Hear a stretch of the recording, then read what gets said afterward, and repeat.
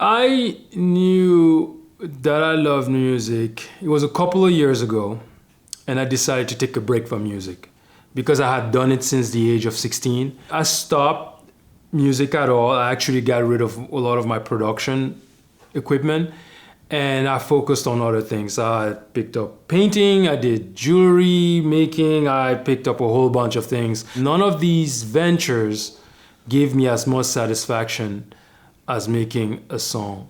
You realize that you can be kind of content just even making a song and listening to, but just for yourself. It never leaves the studio, it just stays on your machine, and you're perfectly happy with it. And those other ventures and endeavors did not bring that to me. And that's when I knew I truly love music. And that was not the case for the other ones. Yeah.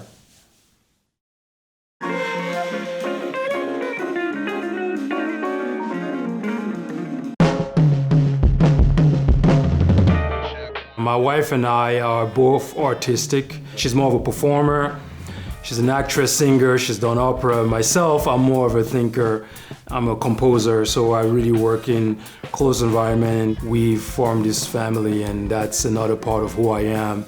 Really, I have 3 kids, 8, 4, and a little baby. It's just amazing how that is so beautiful, and that's what really inspires me every day. I've loved music ever since I could remember. And I grew up in Cameroon, Central Africa, and the city in Yaoundé, which was a city bubbling, growing, very fast-paced, French-speaking city. And what was great was the blend of French music, which was also influenced by a lot of American music and also traditional African music. The way it works, I usually start with sketches. It's a lot like painting. When a painter goes, it sketches the scene, and that's how I usually start my creative process. The sketch could be as simple as a beatbox.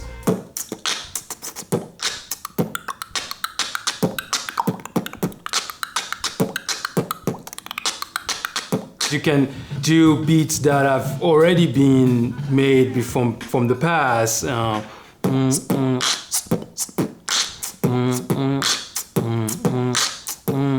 Or you can kind of flow with your own kind of beat.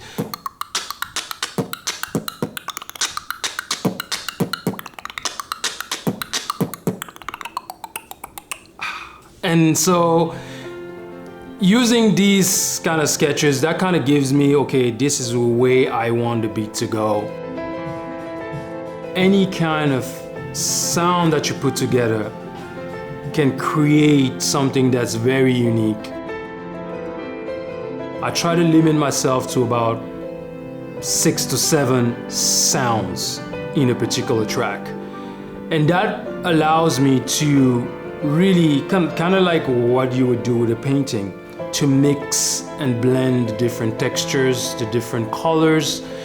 And once you start blending the sound together, whether it's chopping a particular part of a sample or just really playing around with it and finding the combination that works best for those sounds. It's like a chef. You have to make sure that every single one of the ingredients are fresh, whether it's sound designing from synthesizers or whether it's sound designing from actual samples. All these things I put together. I do not take pre-packaged, I do not rely on loops. I build everything from scratch like homemade.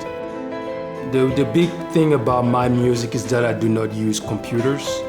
I use musical instruments. That allows me to focus more on the sound rather than the workspace or the workflow. I'm really big on chord progressions because I believe chord progressions capture emotions.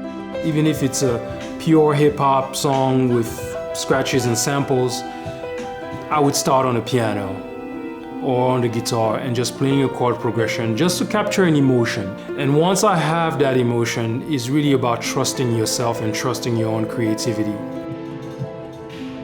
I believe that ideas just walk around. It's a matter of being able to grab one and just say, okay, I'm gonna run with this.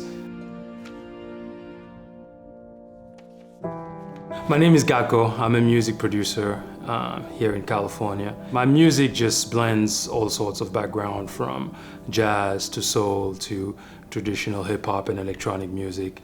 And that's what I love doing, and that has been my passion since a kid.